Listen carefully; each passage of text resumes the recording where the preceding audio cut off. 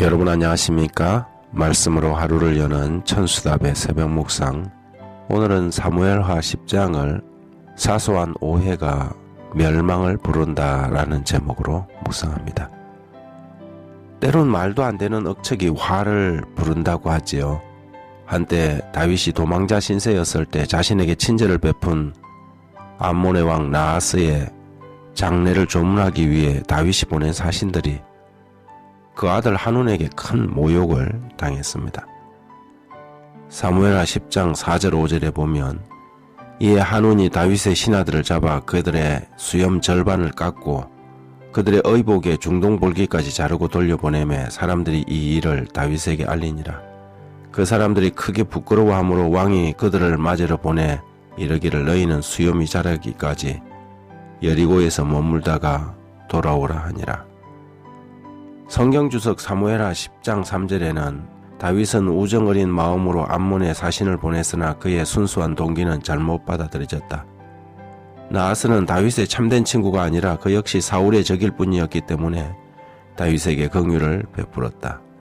암몬 족속은 히브리인을 미워했고 참 하나님에 대한 경배를 멸시했다. 그들은 다윗이 사신을 보내므로 베푼 긍휼의 정신을 이해할 수가 없었다.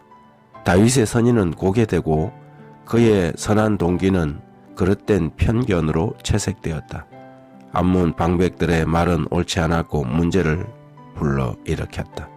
이 다윗의 순수한 우정 조문은 한운의 신하들에게 편견에 의해 정탐이라는 누명으로 씌워졌고 결국 사신들에게 저지르지 말아야 할 모욕과 수치로 화를 자초하게 된 것이죠. 이렇게 되자 암몬 사람들은 자신들이 저지른 일로 스스로 위기감을 느끼고 주변국의 도움을 받아 전쟁을 스스로 준비합니다. 당시에 세력을 확장하고 있던 아란 사람들과 소바의 군대를 고용하고 르홉, 돕과 마아가 사람까지 연합전선을 형성하여 이스라엘을 공격하지요. 다윗 왕국의 큰 위기였습니다. 하지만 하나님은 이런 사건을 통해 오히려 한때 그 종 아브라함과 세웠던 언약을 마침내 이루시려 하였습니다. 창세기 15장 18절에 보면 그날에 여호와께서 아브라함으로 더불어 언약을 세워 가라사대 내가 이 땅을 애굽 강가에서부터 큰 강 유브라데까지 내 자손에게 주노니라고 하였죠. 15절 이하에 보면 아람 사람이 자기가 이스라엘 앞에서 패하였음을 보고 다 모임에 하다데셀이 사람을 보내 강 건너쪽에 있는 아람 사람을 불러내매 그들이 헬람에 이르니 하다데셀의 군사령관 소박이 그들을 거느린지라. 어떤 사람이 다윗에게 알림해 그가 온 이스라엘을 모으고 요단을 건너 헬람에 이름에 아람 사람들이 다윗을 향하여 진을 치고 더불어 싸우더니 아람 사람이 이스라엘 앞에서 도망한지라 다윗이 아람 병거 700대와 마병 4만 명을 죽이고 또 그 군사령관 소박을 치매 거기서 죽으니라. 처음에는 다윗이 암몬 사람 나하스의 장례의 조문을 위해 조문 사신을 보냈고 그 다음에는 그의 진정한 우정 조문을 몇 사람의 신하들이 의심했고 오해해서 하몬에게 자신들이 가진 편견에 보고를 하게 되었습니다. 하몬은 그 사신들을 욕보이고 수치심을 심어주었죠. 이 일로 암몬은 자신들이 다윗에게 미움이 되었다고 판단해서 주변국의 도움을 받아 전쟁을 준비했습니다. 결국 암몬과 아람 연합군대는 다윗에게 패하고 아람의 하닷에셀은 전쟁을 확전시켜 다시 다윗에게 도전하지만 군사 4만을 잃고 마침내 다윗과 화친하고 굴복하게 됩니다.